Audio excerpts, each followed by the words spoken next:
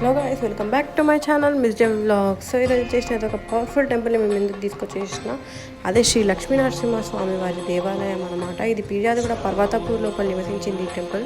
ఇదైతే మనకి లక్ష్మీ నరసింహస్వామి వారు కొండపైన నివసించుంటారు. ఇక్కడ ఇదైతే మనకి యాదమాత అనే ఒక అమ్మవారు ఈ గుడిని నిర్మించారనమాట. ఇక్కడ మెయిన్ ఏంటి అంటే స్వయంగా వెలిసిన ఒక ఆదిశేషుని పుట్ట, ఇంకా 7.5 అడుగులు ఉన్న లక్ష్మీ నరసింహస్వామి వారి విగ్రహం మనకు దర్శనం ఇస్తుంది ఇక్కడ.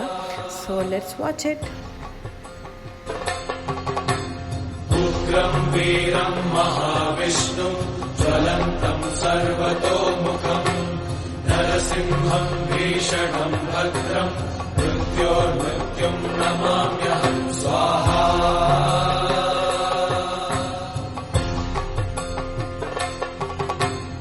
उग्रं वीरं महाविष्णुं ज्वलन्तं सर्वतोमुखं नरसिंहं भीषणं भद्रं मृत्योर्मृत्युं नमाम्यहं स्वाहा.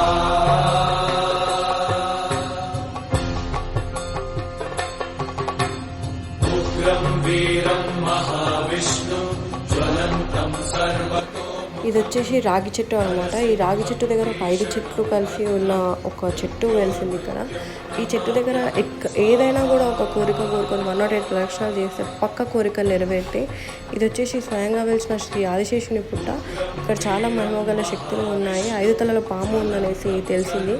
అండ్ ప్రతి ఒక్కరు వెళ్ళి విజిట్ చేయండి. జై శ్రీమన్నారాయణ. ప్రతి ఒక్కరు వెళ్ళి విజిట్ చేయండి. Thank you for watching this video.